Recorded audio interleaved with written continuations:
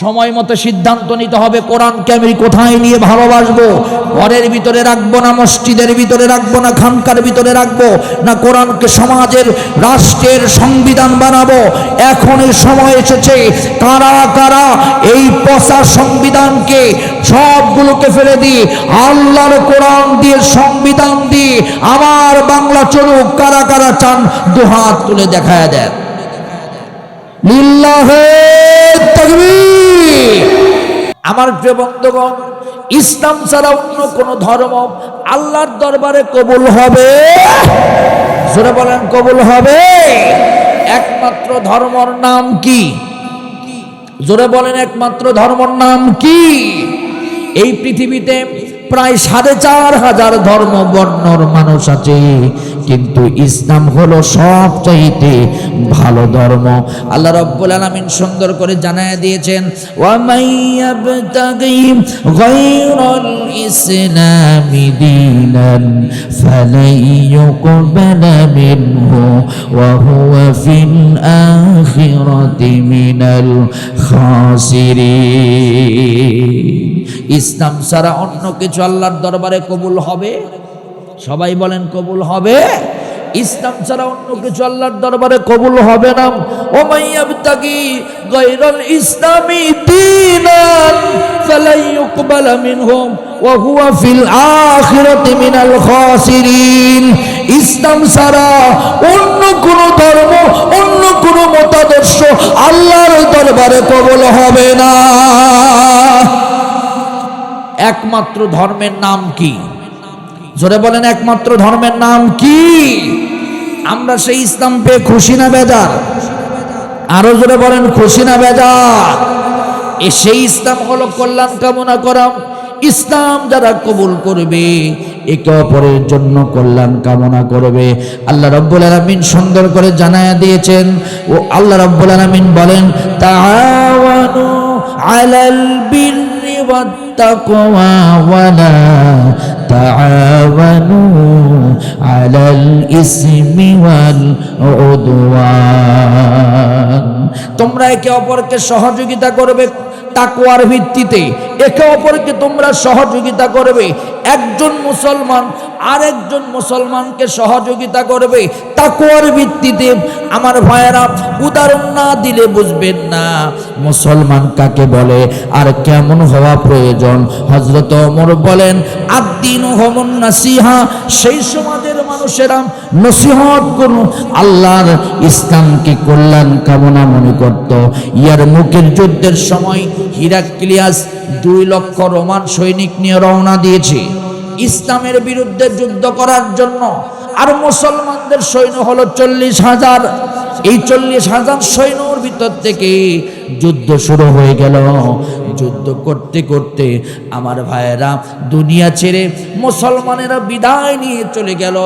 অবশেষে যখন বিদায় নিয়ে চলে গেল, তখন মুসলমানদের লাশগুলো দেখার জন্য হযরতে হুযায়ফা রাদিয়াল্লাহু তাআলা আনহু গেলেন। হযরতে হুযায়ফা দেখলেন তার চাচাতো ভাইকে খুঁজতেছিলেন। তার চাচাতো ভাই কেমন অবস্থায় আছেন, শহীদ হয়েছে কিনা। হযরতে হুযায়ফা খুঁজতে খুঁজতে দেখলেন এক জায়গায় গিয়া 3 জন মুসলমান ওখানে কাতরাচ্ছে, এখনো মৃত্যুবরণ করে নাই। হযরত হুযায়ফা তার চাচাতো ভাইকে দেখে বললেন, চাচাতো ভাই ইশারা দিয়ে বলল, ও হুযায়ফা, আমার একটু পানি দাও, তৃষ্ণায় বুকটা ফেটে যায়। আমরা আজকে যুদ্ধ করতে করতে ক্লান্ত হয়ে পড়েছি, এই কাফেরেরা আমাদেরকে মেরেছে। হযরত হুযায়ফা ইশারা দিচ্ছে, আমারে পানি দাও। হযরতে হুযায়ফা যখন তার চাচাতো ভাইকে পানি ঢেলে দিবে, এমন মুহূর্তে পাশে থেকে আর একজন সেও ইশারা দিচ্ছে, আমার একটু পানি দাও। হযরতে হুযায়ফার চাচাতো ভাই বলেন, এই মুহূর্তে তারেও একটু পানি দাও। তাকে রেখে ওর ভাইয়ের কাছে যখন গেলেন, ওই ভাই পানি পান করবেন। এমন মুহূর্তে আর একজন ভাই পাশে থেকে বলছে, আমার একটু পানি দাও। আমার ভাইয়ারা পানি যখন দিতে শুরু করবে, তখন সেই মুহূর্তে ওই মানুষটা, ওই ভাইটা যুদ্ধের ময়দানে দুনিয়া থেকে বিদায় নিয়ে চলে গেলেন। প্রথম দ্বিতীয় ভাইয়ের কাছে আসলেন, তার কাছে আসতে আসতে সেও দুনিয়া ছেড়ে বিদায় নিয়ে চলে গেলেন। প্রথম তার চাচাতো ভাইয়ের কাছে এসে পানি দিবেন, এমন মুহূর্তে তার চাচাতো ভাইও দুনিয়া ছেড়ে বিদায় নিয়ে চলে গেলেন। জোরে জোরে আওয়াজ দিয়ে বলেন সুবহানাল্লাহ, আরো জোরে বলেন সুবহানাল্লাহ। তারা একে অপরকে প্রাধান্য দিয়েছে, নিজের খাবারের চিন্তা করেন নাই, নিজের পানির চিন্তা করেন নাই। দিনকে কল্যাণ কামনা মনে করতে হবে, আর একজনের উপকার করার জন্য কাজ করতে হবে। হযরত ওমর বলেন, 2 নাম্বার হলো ওয়াল মানহাজুহুমুল কোরআন। 2 নাম্বার হলো এই সমাজের মানুষেরা কোরআনকে সংবিধান মনে করি, যার কারণে এই সমাজে কোনো অন্যায় নাই, অবিচার নাই, মারামারি নাই, কাটাকাটি নাই, হানাহানি নাই। আওয়াজ তুলে বলেন তো, শান্তি দেওয়ার একমাত্র কিতাব, তার নাম কি? আরো জোরে বলেন, তার নাম কি? আল্লাহ রাব্বুল আলামিন সুন্দর করে জানায় দিয়েছেন, ওয়াল্লাহু ইয়াদউ ইলা দারিস সালাম। এই কোরআন হলো শান্তি দেওয়ার কিতাব, এই কোরআন হলো মানব জাতির সংবিধান। হাযা কিতাবুন আনজালনাহু মুবারাকুন ফাত্তাবিউহু লাআল্লাকুম তুরহামুন। এই কোরআন এসেছে মানুষের কাছে হেদায়েত দেওয়ার জন্য, এই কোরআন এসেছে মানুষের কাছে সংবিধান হিসাবে। শুধু তাই নয়, এই দেশের যত সংবিধান আছে পরিবর্তন হয়েছে। বাংলাদেশের সংবিধান প্রায় 17 বার পরিবর্তন হয়েছে 54 বছরে। কিন্তু আমার ভাইয়েরা সংবিধান পরিবর্তন করে আল্লাহর কোরআন ঢুকায় নাই। আল্লাহর কোরআন কেটে কেটে বাদ দিয়েছে, বিসমিল্লাহ কেটে বাদ দিয়েছে, ইসলাম কেটে বাদ দিয়েছে। আমার ভাইয়েরা ঢাকা বিশ্ববিদ্যালয় থেকে রব্বি জিদনি ইলমা কেটে বাদ দিয়েছে। যারা ইসলাম কেটে সংবিধান থেকে বাদ দেয়, ওই সংবিধান মুসলমানদের সংবিধান হতে পারে না। কথা বলেন না কেন? ঠিক কি না? আরো জোরে বলেন, ঠিক কি না? আমার প্রিয় বন্ধুগণ, আমার প্রিয় ভাইয়েরা, আমার একটা উদাহরণ দিব। এই কোরআন যদি আমাদের সংবিধান হয়, আমাদের উপকার হবে না ক্ষতি হবে? জোরে বলেন, উপকার হবে না ক্ষতি হবে? সব মানুষরা তাদের অধিকার ফিরিয়ে পাবে, সব মানুষরা জান্নাতে যাওয়ার সুযোগ পাবে, সব মানুষরা আল্লাহর কোরআন মেনে আল্লাহ পাকের জান্নাতে যাওয়ার সুবর্ণ সুযোগ লাভ করবে। একটা উদাহরণ দিব, এই কোরআন সব জায়গায় ন্যায় বিচার কায়েম করে দিবে। এই কোরআন যদি সংবিধান হয়, সমস্ত মানুষ তার ন্যায় বিচার খুঁজে পাবে, সমস্ত মানুষ তার অধিকার খুঁজে পাবে। আমার ভাইয়েরা, হযরত ওমর রাদিয়াল্লাহু তাআলা সেই সময় শাসনকর্তা ছিলেন, সেই সময় খলিফা ছিলেন হযরত ওমর। হযরত ওমর যখন খলিফা ছিলেন, তার সন্তান নাবিস পান করেছে। নাবিস পান করে তার সন্তান যখন মাতলামো করেছে, একজন মেয়েকে ধর্ষণ করেছে, একজন মেয়েকে উত্তপ্ত করে মেয়েকে নিজের অজান্তে ডেকে নিয়ে খারাপ ব্যবহার করেছে। ওই মেয়ে বাড়ির ভিতরে সে কান্নাকাটি করতেছে। হযরত ওমরের শাসন আমলে আমি ধর্ষণের শিকার হলাম। ওই মেয়ের মাকে বলছে, মা, হযরত ওমরের ছেলে আমাকে ধর্ষণ করেছে, বিচার পাবো না। এটা প্রধান বিচার, এই খলিফার যুগে খলিফার ছেলের বিচার হবে না। হযরত ওমরের বিরুদ্ধে ওই নারী দাঁড়ায় গিয়ে বলছে, যদি ওমর না বিচার করে, মা, আমি কিয়ামতের দিন আল্লাহর দরবারে ওমরের বিরুদ্ধে বিচার দিব। হযরত ওমরের কাছে বিচারে নিয়ে আসা হলো। হযরত ওমর বললেন, অবশ্যই বিচার হবে, কারণ এটা কোরআনের সমাজ, এটা ইসলামের সমাজ। কারণ আল্লাহর কোরআন সুন্দর করে ঘোষণা দিয়েছেন, ইন্না আনজালনা ইলাইকাল কিতাবা বিল হাক্কি লিতাহকুমা বাইনান নাসি বিমা আরাকাল্লাহ। আল্লাহর কোরআন ঘোষণা দিয়েছে ন্যায় বিচার কায়েম হবে। আমার ভাইয়েরা, আমার প্রিয় বন্ধুগণ, হযরত ওমর তার সন্তানকে বাড়িতে গেলেন, সন্তানকে নিয়ে এসে সুন্দর করে বেঁধে ফেলে দিলেন।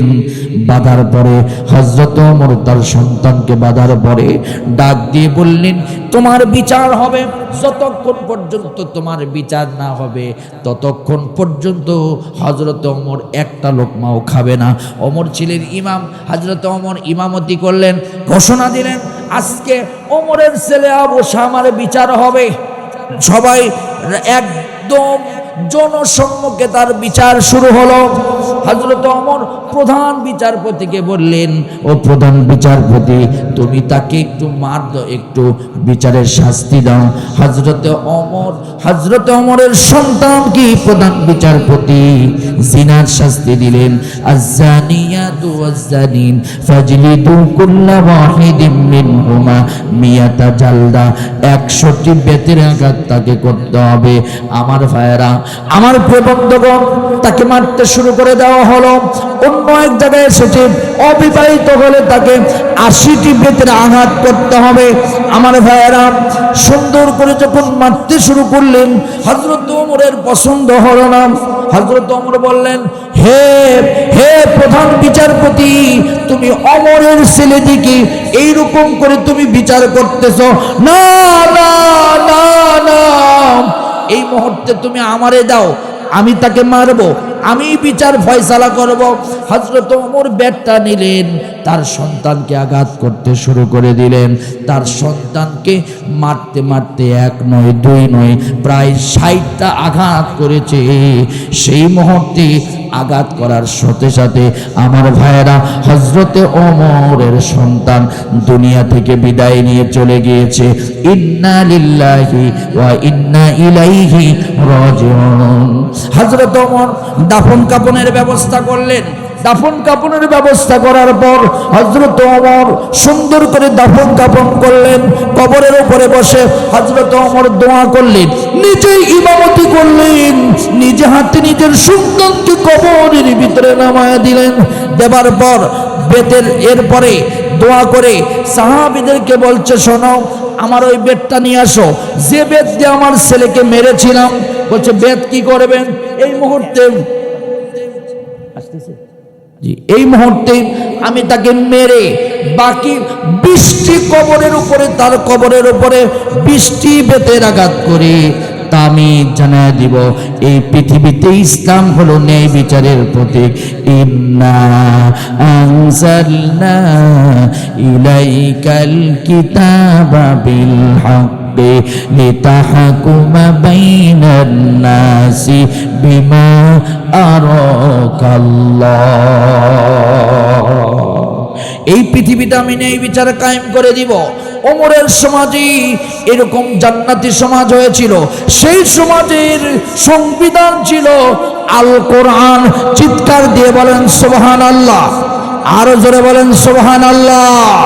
তাহলে আমাদের সমাজেও যদি কোরআন যদি সংবিধান হয়, আমাদের সমাজও হবে আল্লাহর জান্নাতের সমাজ। জোরে বলেন সুবহানাল্লাহ। 3 নম্বর কাজ হলো ওয়াল আমালুহুম আমরু বিল মারুফি ওয়া নাহাউ আনিল মুনকার।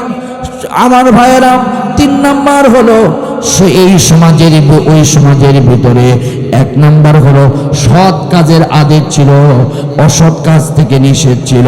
ভাইয়েরা আমার, যার কারণে সমাজটা ছিল জান্নাতের সমাজ। 4 নম্বর হলো কুল্লুহুম ইয়ারিফুনা হুদুদাল্লাহ, তারা সবাই আল্লাহর সীমানাকে লঙ্ঘন করত। জোরে বলেন, লঙ্ঘন করত। আল্লাহর সীমানা কি, আল্লাহর সীমানা কি লঙ্ঘন করা যাবে? লিল্লাহে তাকবীর।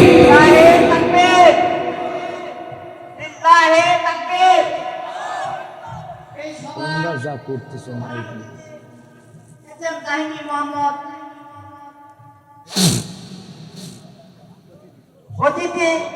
প্রধান অতিথি এসএম কাহিনী মোহাম্মদ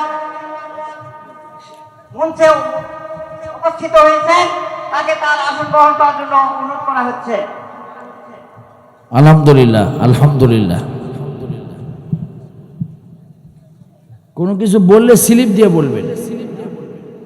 ওয়াজের মাঝখানে এসে এরকম কথা বলা তো ঠিক না। এটা যারা বোঝে তাদেরকে মঞ্চে উঠান, যারা বোঝে না তাদেরকে মঞ্চে উঠানোর দরকার নাই।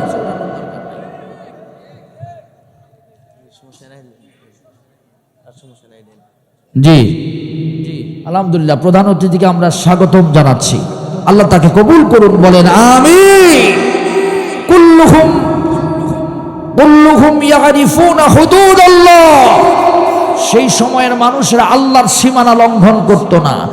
আল্লাহর সীমানা লঙ্ঘন করলে সেই সমাজে কোনোদিন শান্তি পাওয়া যাবে?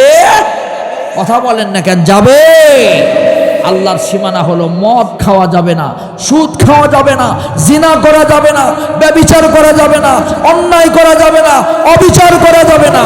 আমার ভাইয়েরা, তাহলে আমরা আমাদের সমাজেও যদি কুল্লুহুম ইয়ারিফুনা হুদুদাল্লাহ, আল্লাহর প্রত্যেকটা সীমানা আমরা রক্ষা করে চলি, আমাদের সমাজ হবে আল্লাহর জান্নাতের সমাজ।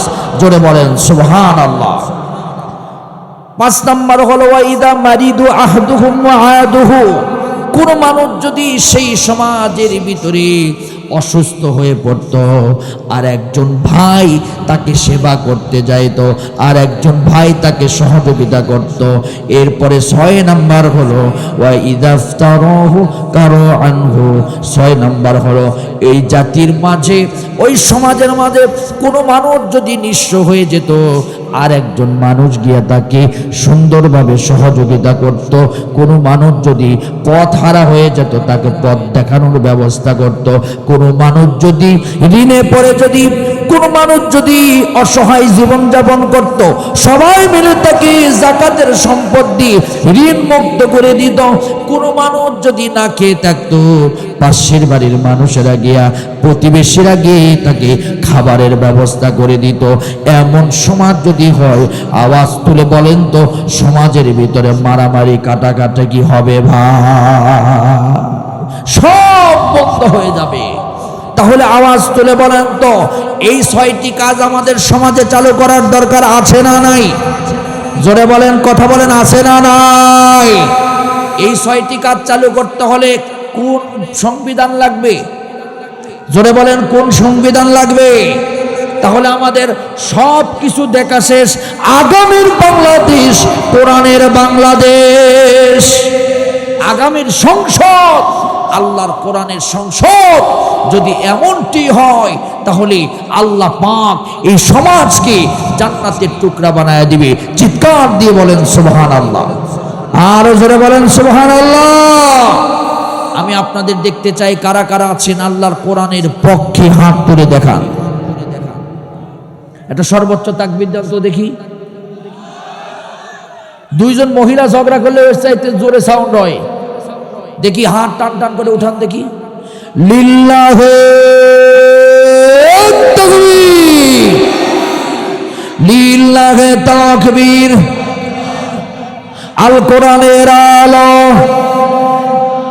সংসদে জালো, লিল্লাহে তাকবীর। আলহামদুলিল্লাহ। তাহলে আমরা সবাই কোরআনের সাথে থাকব, কোরআনের পক্ষে থাকব, কোরআনের আইনকে সম্মান করব ইনশাআল্লাহ। সবাই বলেন ইনশাআল্লাহ। শুধুমাত্র কোরআনকে বুকে নিয়ে চুমু খাইলে কোরআনকে সম্মান করা হয় না। শুধুমাত্র কোরআনকে খানকায় রাখলে, মসজিদে রাখলে, মায়ের সগীরা খতম করলেই কোরআনকে সম্মান করা হয় না। কোরআনের সম্মান হলো কোরআনের প্রত্যেকটা আইনের বাস্তবিক প্রয়োগ সমাজে, রাষ্ট্রে, পরিবারে, অর্থনৈতিক, সামাজিক, রাষ্ট্রীয় জীবনে কোরআনকে বাস্তবায়ন করতে হবে। সময় এসেছে কোরআনকে ইস্টাবলিশ করার। 2024 সাল জালিমদের পতনের সাল, 2025 সাল ইসলাম কায়েমের সাল। কথা বলেন ঠিক কিনা? সময় মতো সিদ্ধান্ত নিতে হবে কোরআনকে আমি কোথায় নিয়ে ভালোবাসবো। ঘরের ভিতরে রাখবো না, মসজিদের ভিতরে রাখবো না, খানকার ভিতরে রাখবো না, কোরআনকে সমাজের রাষ্ট্রের সংবিধান বানাবো। এখন এই সময় এসেছে কারা কারা এই পচা সংবিধানকে সবগুলোকে ফেলে দিয়ে আল্লাহর কোরআন দিয়ে সংবিধান দিয়ে আমার বাংলা চলুক, কারা কারা চান দুহাত তুলে দেখায় দেন। লিল্লাহে